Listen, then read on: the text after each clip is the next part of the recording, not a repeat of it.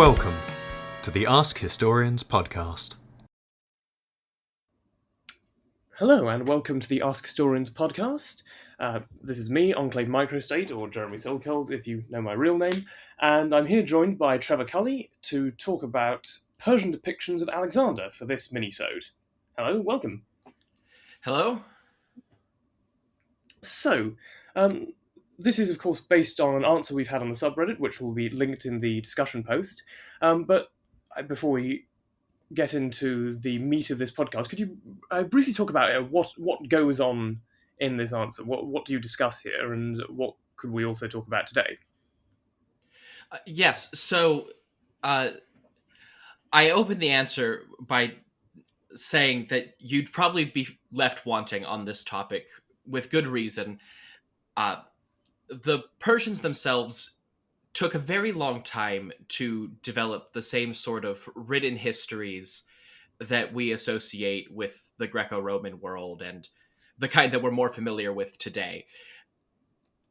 And by the time that they did start keeping detailed historical accounts like that, a lot of the period around and especially before the life of Alexander had really been muddled into legend and mythology. So rather than focusing on the Persians that I think the original question asker was wondering about, the Achaemenid Persians that Alexander conquered, I focused more on the later Sassanid Persians and their memory of Alexander approximately 1,000 years later. Yeah, and what characterizes, I guess, these depictions of Alexander in the Sassanid period? Really, I would say that they're characterized by being overwhelmingly mixed, depending on the type of source that you're working out of. The more religious, and in the case of Sassanid Persia, that means the more Zoroastrian the source is, the more negatively it reflects on Alexander. The regular epitaphs ascribed to him are not Alexander the Great, as we're more familiar with, but in Zoroastrian literature, he is Gizistag Iskander Ichromiag, meaning the accursed Alexander the Roman. And they use Roman mostly just to emphasize Western in that period. But if you look to more political, I hesitate to say secular because nothing was really secular, you do get positive representations of Alexander. In those sources, he tends to be portrayed as magnanimous, but still a conqueror. And some of these sources even portray both depictions in the same document. So, yeah, if you want to read into that, there is an answer on the subreddit that we will be linking, as noted earlier. So, this still opens, I guess, a few possible routes of inquiry, because it's not as though there aren't sources that are contemporary to Alexander written within Persian territory. No. And I chose to skirt around those sources for this answer, mostly because they're very contemporary. Most of them are Babylonian documents written during Alexander's own reign, some of them immediately after. And those sources, one, I don't think really reflect a memory of Alexander, given contemporaneousness, but also are not necessarily the most detailed documents to engage with when you're trying to think about how the people writing them thought about Alexander. For instance, there's one, it's part of the Babylonian Chronicle series, it's sometimes referred to as the Alexander Chronicle, that documents the period in which Alexander was conquering the Persian Empire. The tablet itself is highly damaged, but the section that we have opens with the moment in which Darius III was assassinated, and then partially documents the relationship of the usurper Bessus and Alexander's occupation of Persian territory. But it does this just kind of a bulleted list of month-by-month events, not any kind of detailed explanation of what was happening. As you know, that's basically it, isn't it? Because there's a few contemporary documents, mostly in Babylonian, and then that's it for another 800 years. Why didn't Persia, even under, say, the Seleucids, develop this kind of historical tradition, or is this something that is just necessarily speculative? I think it is entirely speculative. There is some small evidence to be found in one of the Sassanid documents. I believe it's probably the longest of the ones I cite in the answer. It's called the Letter of Tonsar, and in the opening statements, when it begins to discuss the religious atmosphere in Persia when it was written in the 3rd century CE, it has this interesting perspective where it condemns recording things in writing, specifically referencing inscribed on stones and walls or recorded in books. And it's been cited sometimes as evidence that writing was considered something of a necessary evil in Persian society, which may be going too far. But it definitely shows that by the time of the Sassanid Empire, writing was seen as unreliable, partially because, I think, of events surrounding Alexander, where many of the records in Persia itself, in Persepolis and the surrounding towns, were destroyed as part of Alexander's conquests. I mean, actually, on that note, one thing you note in the answer is that a lot of depictions of Alexander note him supposedly destroying Zoroastrian religious texts. This is somewhat dubious, but could you expand on this? Quite right. Alexander, even in modern Zoroastrianism, has this reputation of being the man who destroyed large chunks of Persian scripture. It's one of the things cited by the Letter of Tonsar as the consequences of relying too heavily on writing, especially in a religious context. The claim is that when Alexander destroyed Persepolis, or as the letter refers to it, Istakar, just taking the name of a contemporaneous city during the Sassanid period in the same area, they claim that he destroyed books of their religion. And this is interesting in that there's zero evidence whatsoever in the historical or archaeological record for Zoroastrian scripture being written down at that point. As far as historical linguistics is concerned, it was preserved in a very reliable oral tradition for centuries and not written down until the Parthian period at the earliest, but even that claim is kind of dubious. The first good evidence for it does come from during the time of the Sassanid Empire. So it may just be part of Alexander's reputation as the man who destroyed Persepolis and destroyed all of this documentation, which is definitely something that happened and is recorded in the Greek and Roman sources. But it still leaves scholars with a lot of questions about where did this tradition of Alexander destroying religious texts come from? And theories abound. The late great historian of Zoroastrian history, Mary Boyce, theorized that it may relate to a massacre of Zoroastrian priests, the Magi. But even she acknowledges that there's no reference to that in historical records. We have to infer it from general Persian resistance to Alexander and his similar treatment of priests in India, which to me just isn't a lot to go on. I think the more plausible theories are that there was some kind of persecution of Zoroastrians by one of the Seleucid kings or there were some religious texts destroyed by the Romans during one of their incursions into Parthian territory.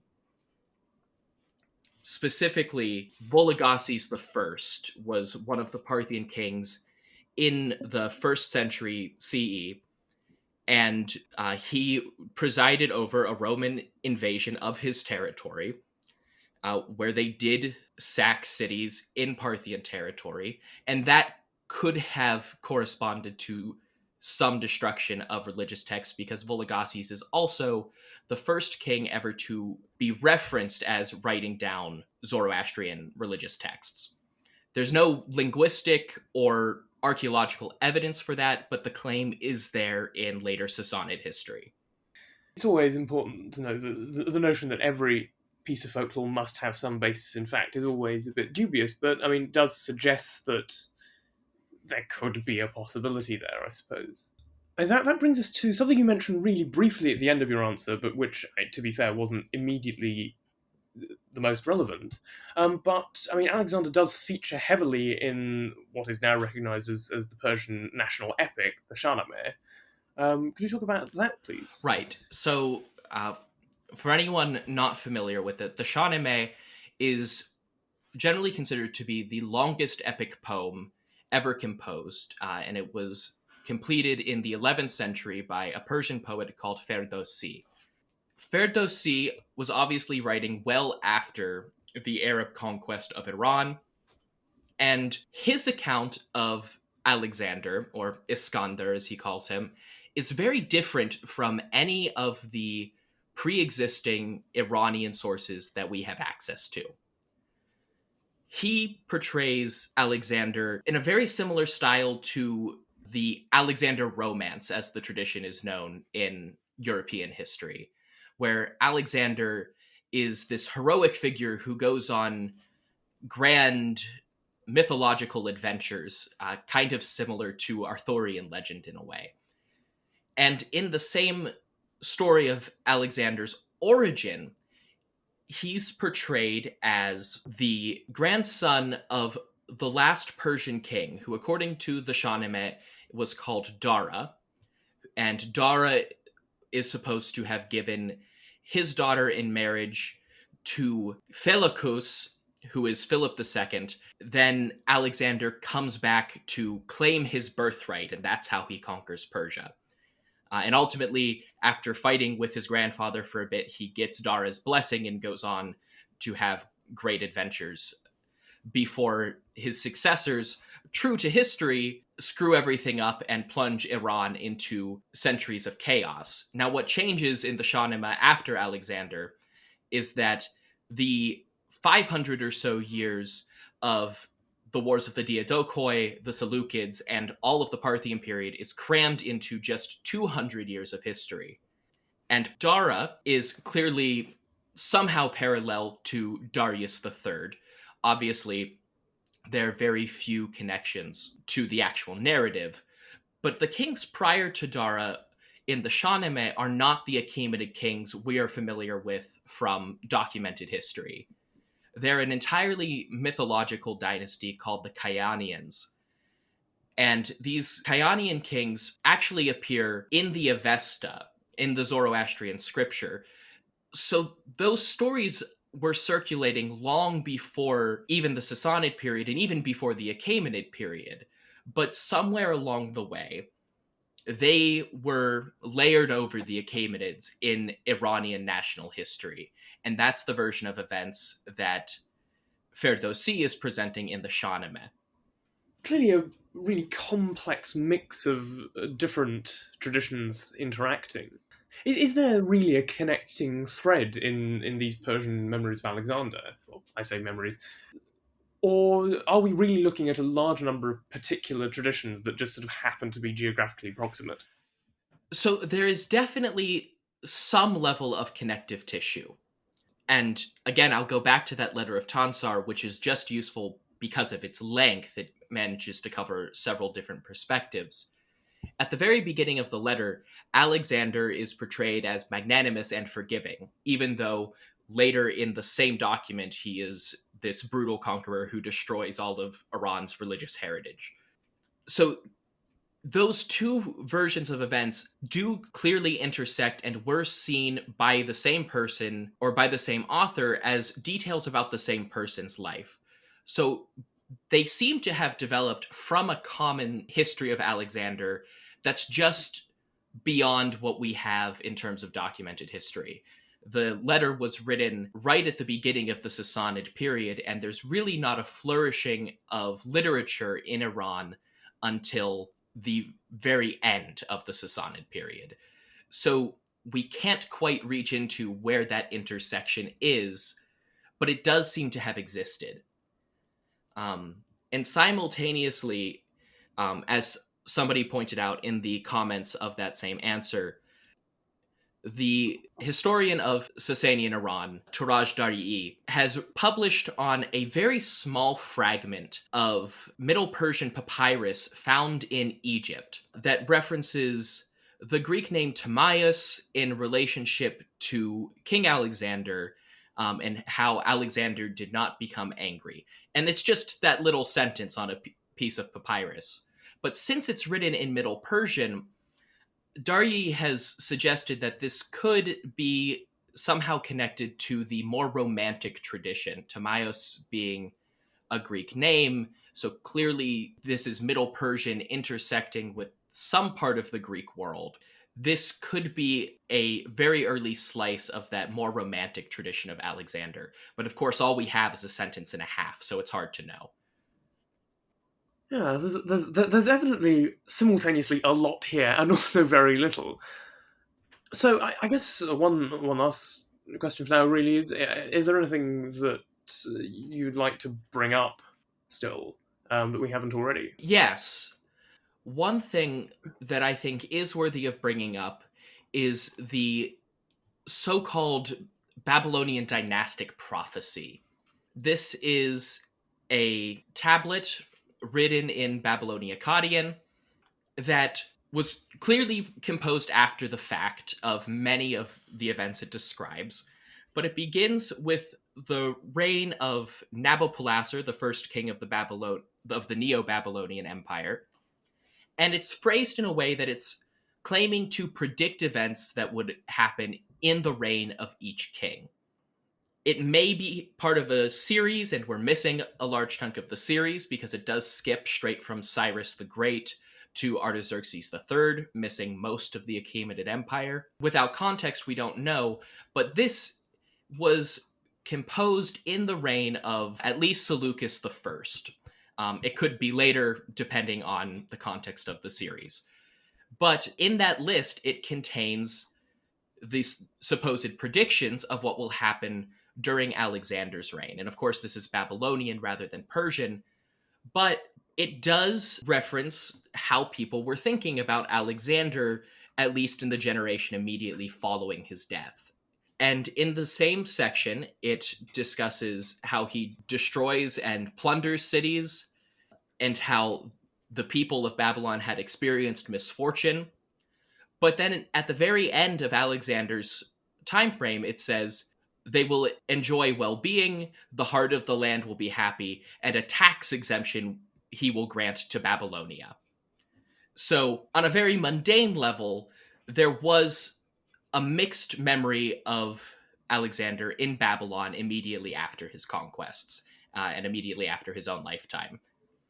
Thank you. So on that note, I think, well, it's a reasonable place to wrap up.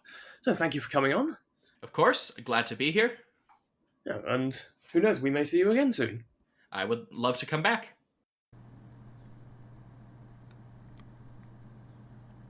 You've been listening to the Ask Historians podcast. Please support us at patreon.com/askhistorians. Find more history like this by following us on Twitter and Facebook, and by visiting us at askhistorians.reddit.com and ask hundreds of historians and enthusiasts anything you want to know about history.